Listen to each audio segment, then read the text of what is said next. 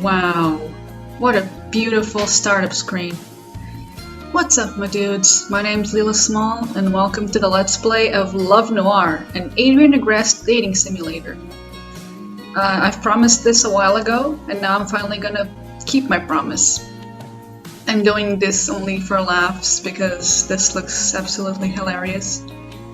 Shout out to the creator of this game, thank you so much for making something that looks immediately from the start so beautiful.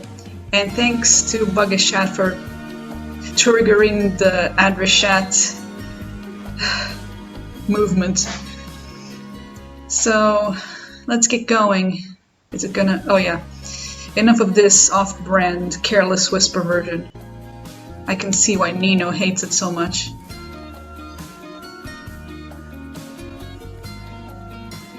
It gets really in there. Disclaimer, this is a shitpost, yeah. An awful behemoth of creation, which I have spent actual real hours of my life on that I will never get back. I won't hold it against you, okay. What's your alarm clock? Turn it off, I want to sleep. Let me sleep forever. Wow, this is beautiful. Seriously, how did you get such a great high-definition picture of Adrien's room? Anyway, your name is Adrien Agreste, and you were up way too late last night. I wonder what you were doing. You sit up on your gargantuan bed, struggling to force your eyes open. Me every day. It's something of a losing battle. Mood. Blearily, you check your phone for the time, finding it's just past 6 in the morning. Who gets up at 6 in the morning? Well, big talk from someone who used to get up at 5:30, but I digress. Natalie will be by to wake you for school in about an hour, so you've got until then to pull yourself together, which means you've got plenty to do. It takes you an hour to get ready? Jeez. Go take a shower, man. Yeah, you're stinky. But then, Adrien. You stumble into the bathroom. Everything looks fuzzy still, and you're already beginning to feel the after effects of only getting 2 hours of sleep. Adrien, honey, what are you doing to yourself? It's fine. You'll be fine. Why the frick you lying? Your reflection in the mirror stares back at you with cold, dead eyes.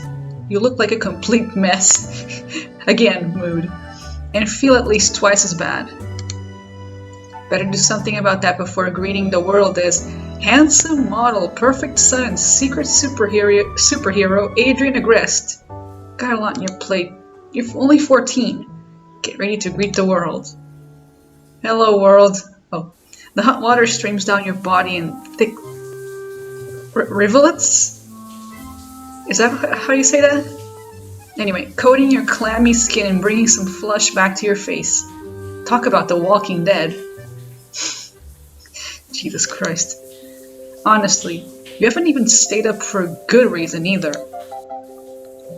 Now you've been a particularly avid reader. Excluding the mountains of books Father forced down your throat in the name of sophistication or whatever. Oh boy, I can see where this is going. But last night, it was like you were in a daze. You poured over word after beautiful word of fanfiction. Until suddenly it was nearly 4 in the morning on a school night. This is so relatable, I swear to God.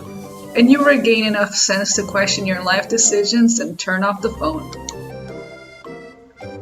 Back in your room, you feel much better, freshly showered and dressed, yet still feel extremely unprepared for the shit show of a day this is going to be on negligible sleep. Don't swear. Don't swear, kids. Okay, I thought about doing the voices, but I would do a terrible job, so I'm not going to. Adrien, we're leaving for school in 30 minutes. Ah, this music is so nice. It's typically French music, but I can really vibe with it. You barely stifle a yawn with one hand, dragging the other through your wet hair. Your beautiful blonde locks. Yeah. Natalie cracks open the door. With another yawn, you're about to turn your back on her to gather your school things, when your gaze lands on your dangerously lit computer monitors. Adrien, what were you doing? Eyes glowing wide, you nearly trip over yourself in your sprint to the computer desk. Natalie's gonna find my porn style. What? Oh my god, what the hell? These tags though! Oh my god, cute boys, fluff, tooth-pouching fluff, and something naughty for my sinful children. Hurt comforts, supermodels, chimpanzees, explosion, gore, excessive sardines. Shut up, they're that booty. There is nothing sweeter than our gentle sin. This is a really nice title. Okay, I'm sorry, I have to read this summary. Bear with me for just a moment. Adrien Agreste, gorgeous fashion model who has everything in the world and fans fighting over him in droves. He may appear self-centered and arrogant, but he has a heart of gold and a lonely streak to boot. Enter Noir, an isolated superhero exhausted by saving Paris day in and day out. He feels like something is missing in his life. They both do.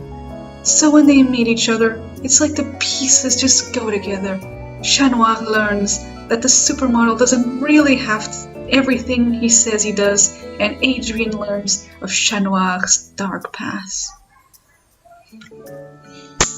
Beautiful. That was a chef's kiss, by the way. Also, Tumblr is open. Quick, you have to turn off your screen. Hit the power button. Do it! Banana Adrien number 2. You slam your finger hard on the power off button just as Natalie's stern face bobs into view. Oh, hello. Adrien, are you alright? I heard some commotion. Jesus Christ, I have been dangerously close. Yeah, no shit. Yeah, totally fine, perfectly great. What's up, Natalie? How's your morning going? Nervous grin. She blinks back at you, the subtle shock registering on her face at your directness. The two of you generally didn't exchange pleasantries after all. Listen, you were completely sleep deprived, and there were only so many things you could keep track of, alright? Alright. Just be sure you're ready to leave soon, Adrien. Without ever answering your question, she turns and briskly leaves the room. You deflate the moment she's gone, just as you hear a loud yawn in the direction of your bed. Plag, you lazy son of a bitch, wake up! You send a tired look in Plag's direction. The sleepy Kwame emerges from underneath the covers, rubbing his eyes. Finally decided to wake up, huh? Hey, don't get all snooty about your beauty sleep, do I? I don't get all snooty about your beauty sleep, do I? I was just taking a cat nap. I love Plag. He's so cute. Speaking of, you didn't get much of any kind of sleep last night, did you, kid? What were you doing up so late? You feel your face flush, your own heartbeat thrumming loud in your ears. I was just reading smut on AO3, nothing special. Nothing you need to worry about. Just, school stuff. Plag gives you a pointed look, but seems to decide he doesn't care enough to press you further with a shrug. Whatever, I'm going back to bed. Wake me up when there's camembert. Plag sticks his head in the breast pocket of your jacket, tumbling inside. Not half a minute later, and you can already hear him snoring away. Plag, I swear to God. Oh God, this music's really nice. It's really nice. You roll your eyes. Lazy cat. Look who's talking. Well, you're pretty sure Plag didn't care about anyone other than himself enough to judge your recent reading habits.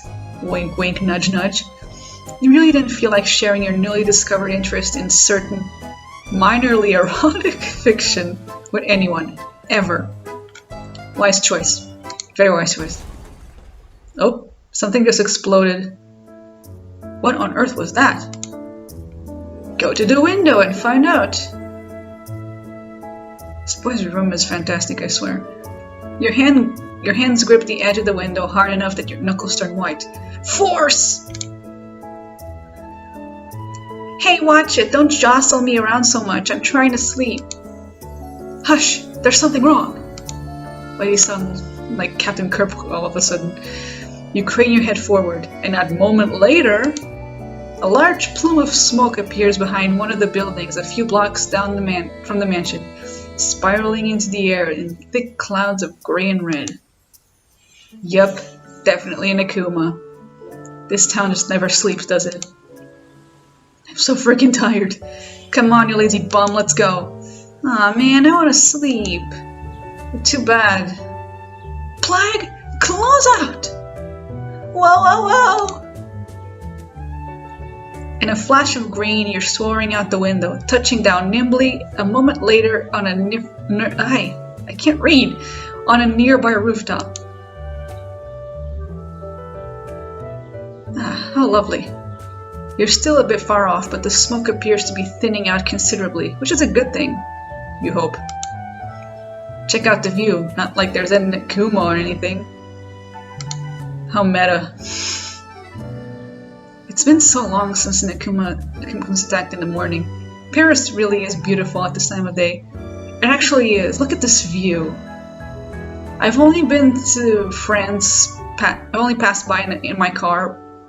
I didn't really go into the city to check out the views and the buildings and whatnot, but this is lovely. If this is actually accurate, which I think it is from what I've seen in like the news and stuff like that, this is really well made. You sigh, deciding you could probably stay up there, staring at the skyline forever, when you hear a pair of soft footsteps appear suddenly and silently behind you. Bugaboo, is that you?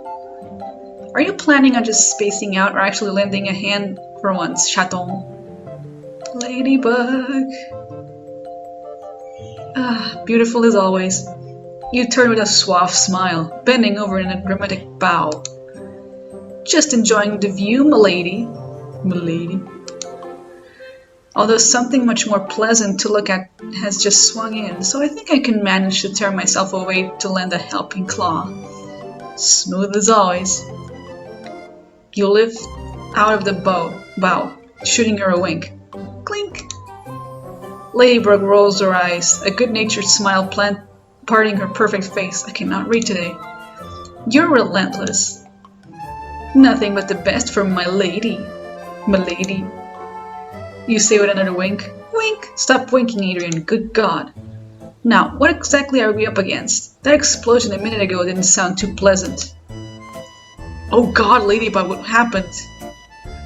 I'm not quite sure. It's not like any Akuma we've faced before. It's, well, not exactly violent. It's not doing much of anything, actually. Even when I got near it, the thing didn't seem remotely interested in my miraculous. Strange. But harmless, milady? So that explosion was just a friendly hello then?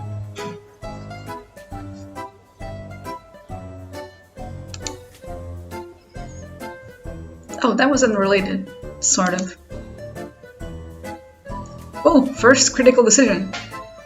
So it was just an accident, a big whoopsie, or what did it, like, apologize or something for exploding the street? I'm gonna go with the first one. It's a bit complicated. The smoke was from a car crash. Oh, don't worry, no one was hurt. See, the thing is, the Akuma... Oh, again. Oh my god, something... What's that? The rest of Ladybug's sentence is inaudible, floating away on the wind as you both turn sharply to face the disturbance on the roof. Swish! A strange, blurry figure stands downwind from you. There's a dent in the roof as its feet were where it landed. It has to be the Akuma. The Akuma is large and somewhat vague looking. You tense, hand instantly going for the baton at your back. But nothing happens. The Akuma just sort of stands there. What in the world? It was like Ladybug had said, not that you'd ever treat her words as anything but law. This thing was extremely strange. You wait a moment, peering curiously at the thing, but it doesn't move. It just hovers. It's creepy, but like she said, seems decently harmless. You lower your hand. Careful, kitty. Hey, buddy? Yeah, great way to address an Akuma, Adrien. Jesus Christ. You try taking a small step forward, your hands out and palms up to show the thing you meant. Did no harm. Sha, what on earth are you doing? Oh, she mad. Ladybug hisses quietly behind you. Helping? Seriously. You whisper back quietly, continuing your slow march forward, despite Ladybug's warning looks. With no verbal protests, you turn your back on her and slowly make your way towards the black mass of an Akuma. It doesn't make a move to attack, it just continues to stand there and shake a bit occasionally, which is definitely strange, but not a lot less deadly than what the two of you are accustomed to. Hey, friend, you doing alright? Oh, I skipped a text. Oh, good. You wave a hand in front of its face, no reaction. A childish grin spreads across your face as you try this several more times, which each earning no response. You turn back to Ladybug confidently. Oh, this again. Akuma really dropped the ball on this one, huh? He doesn't respond, continuing to give you a withering look. Oh, loosen up, Bugaboo. This big old guy isn't planning on hurting anybody, are you, bud? You snap your fingers in front of its face and still nothing. Here, you want this? That's what he said. You dangle your hand in its face, waggling the finger wrapped in the silver band of your miraculous. Oh god. Chat Noir, what are you doing? You turn your back on her, snapping your fingers in its face several more times. Don't get your spots in a twist. I think it's broken. Look, the thing's totally harmless.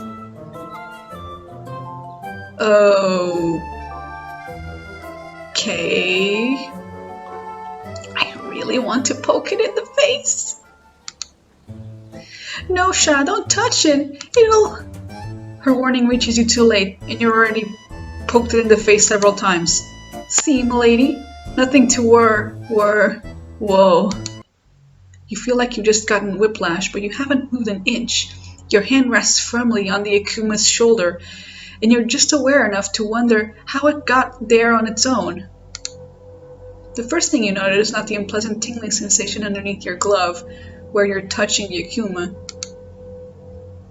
And also that time appears to be moving a bit sluggishly. Oh lord, what happened? You turn back to assure Ladybug that everything's fine. You're just a little sleep deprived is all, but something's wrong. It's like she's frozen, stuck with her mouth open halfway through the process of leaping forward, only one of her feet barely touching the ground. Weird. You're sure you say the words aloud, but for some reason they don't reach your ears. The tingling in your hand is starting to feel a little less pleasant, to that point it's almost burning. Typo. The sensation runs up your arm, spreading through your chest. I'm having a heart attack.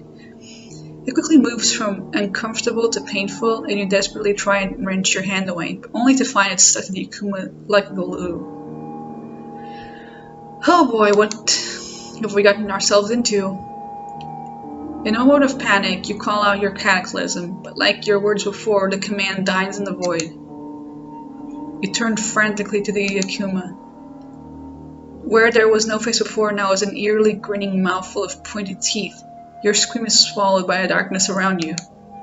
Suddenly, like a shotgun blast, everything spurs into motion again, leaving you far behind. Stretching you through space, separating you at time, pulling you and tearing and piercing at you until you feel like your very soul has been torn apart. This is pretty cool. You don't hear the rest of whatever Ladybug has to say and can only watch as she wraps her yo-yo around the Akuma, effectively immobilizing it. What the hell was that? What did I tell you about swearing? Your head's still fuzzy, but you can actually hear your voice that time. It takes a second, but you think your brain has finally caught up with the rest of your body, because the white noise tumbling out of Ladybug's mouth is starting to make just a little more sense again. You out of your mind? Why would you touch that thing? I feel terrible. What happened to me?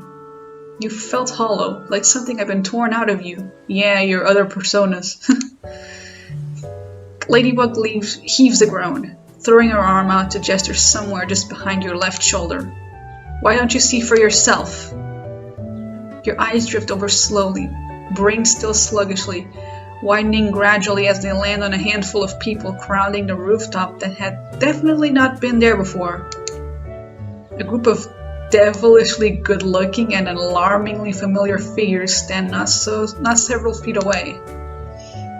You swallow thickly as your stomach ties itself into knots, an intense sense of dread floating around in your chest, but not at all for the reason it should have been there. Like I was trying to tell you before, you idiotically poked that damn thing. Ladybug, really? This Akuma makes duplicates of anything it touches. No way. You can barely believe your eyes as you meet your 4 identical gazes. Something hot and dangerous flares in your core. Oh Lord. All of these men, they're all versions of you. Oh, Chat Noir. Mr. Bug. And a strange version of Chat Noir with a snow white suit and piercing blue eyes, Chat Blanc. Oh good, oh god, just dealing with one of you is more than enough. You can't believe your eyes. You feel strange, like your skin is on fire. Your eyes are wide open, and your heart is running laps in your chest, beating so quickly it might burst. My dream has come true. I can date all 4 versions of me.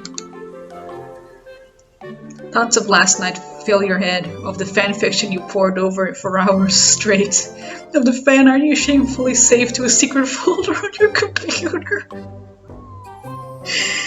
Oh, Adrien, you are all of us. You beam. This is like a dream come true.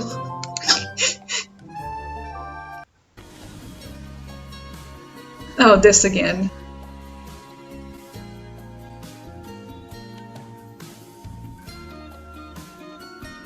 Ooh. We're going into a different part now. Okay, I think this is a good stopping point. I've been playing for about half an hour, and I think that's enough for now. I'll try to make these playthroughs weekly. Yeah, you stay there. And I'll try to make them as fast as possible. It all depends on how quickly it renders. But yeah, expect weekly updates, hopefully. So thanks for watching, and hope you enjoyed. See you next time. Bye!